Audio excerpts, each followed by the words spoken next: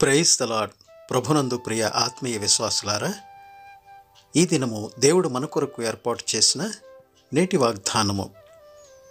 ధర్మశాస్త్రమును త్రోసివేయవారు దుష్టులను పొగుడుచుందురు, ధర్మశాస్త్రమును అనుసరించేవారు వారితో పోరాడుదురు. సామెతల గ్రంథము 28వ అధ్యాయము 4వ వచనము.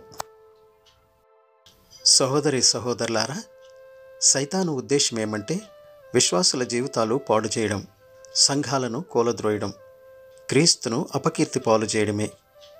దీన్ని సాధించేందుకు అతడికి ఎన్నో తంత్రాలు ఉన్నాయి. క్రైస్తవుల చేత పాపం చేయించడానికి, క్షమాపణ ఉండదని వారికి నిరాశ కలిగించడానికి వాడు ప్రయత్నం చేస్తాడు.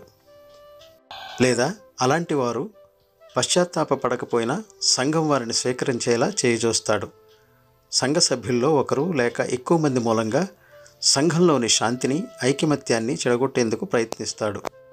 సంఘ నాయకులను పాపాన్ని అంతగా పట్టించుకోని వారుగా అయినా చేస్తాడు, లేక పాపం చేసిన వారితో అతి కఠినంగా వ్యవహరించేలా అయినా చేస్తాడు. విశ్వాసులను ఓడించాలన్న గట్టి పట్టుదల కలిగిన బహు టక్కరి శత్రువు వారికి ఉన్నాడు. వాడు వారిని పడద్రోయాలని ఎప్పుడూ కుట్రలు పన్నుతూనే ఉంటాడు. దుర్మార్గుల్ని ఎవరైనా పొగుడుతారా? చూడండి, మనం ఉంటున్న పాపిష్టి లోకం అలాంటిది.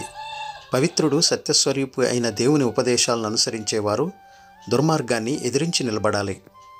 వ్యర్థమైన చీకటి వ్యవహారాలలో పాల్గొనకండి, దానికి బదులు వాటిని ఖండించండి.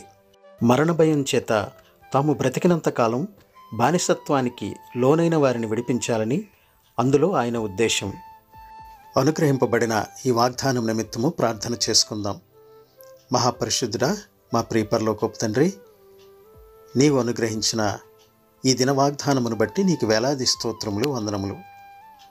తండ్రి, నీ ధర్మశాస్త్రమును అనుసరించి నడుచుకుని వారు ధన్యులని మీరు సెలవిస్తున్నారు. నాయనా, నీ ధర్మశాస్త్రమును ఎరిగి మేము దానిని ప్రక్కకు త్రోసి ఈ లోకానుకూలమైన మనుష్యులతో మేము మెలుగుతూ వారి దుష్టత్వంలో మేము పడిపోకుండా మమ్మల్ని కాచి కాపాడండి. దినదినము నీ వాగ్దానము ద్వారా, నీవిచ్చిన ధర్మశాస్త్రమునందు ఉపదేశముల ద్వారా మా జీవితాలను శుద్ధి చేసుకుని దానిని అనుసరించి నడుచుకుని వారుగాను, భ్రష్టత్వమునకు దూరముగా ఉండి చెడును అనుసరించే వారంగా కాకుండా తండ్రి, నీ ధర్మశాస్త్రమునందు ఉపదేశించబడిన నీతియుక్తమైన జీవితాన్ని మేము నాయన కలిగి ఉండుటకు సహాయం దయచేయండి. నాయన, దుష్టులను పొగిడే వారంగా కాకుండా తండ్రి, నీ ధర్మశాస్త్రమును తోసివేయ వారంగా కాకుండా నీ ధర్మశాస్త్రమును అనుసరించేవారుగా మమ్మల్ని ఉంచండి. మా జీవితాలను సరిచేయండి. అధర్మము, అక్రమము, అవినీతి కార్యక్రమాలలో బలహీనులమై మేము పాలుపంపులు పొందకుండా నీ యొక్క బలమైన బిడ్డలుగా వాటిని వ్యతిరేకించి పోరాడేవారుగా మమ్మల్ని ఉంచుమని తండ్రి, ఈ వాక్యము వింటున్న ప్రతి ఒక్క బిడ్డను ఈ వాగ్దానము ద్వారా హెచ్చరించి నీతియుక్తమైన ధర్మానుసారమైన జీవితాన్ని గడపగలిగే మంచి మరణాయన మార్గమును చూపించమని మా ప్రభువును ప్రియరక్షకుడైన యేసు వారి దివ్యనామమున అడిగి వేడుకొంచున్నాం తండ్రి. ఆమెన్.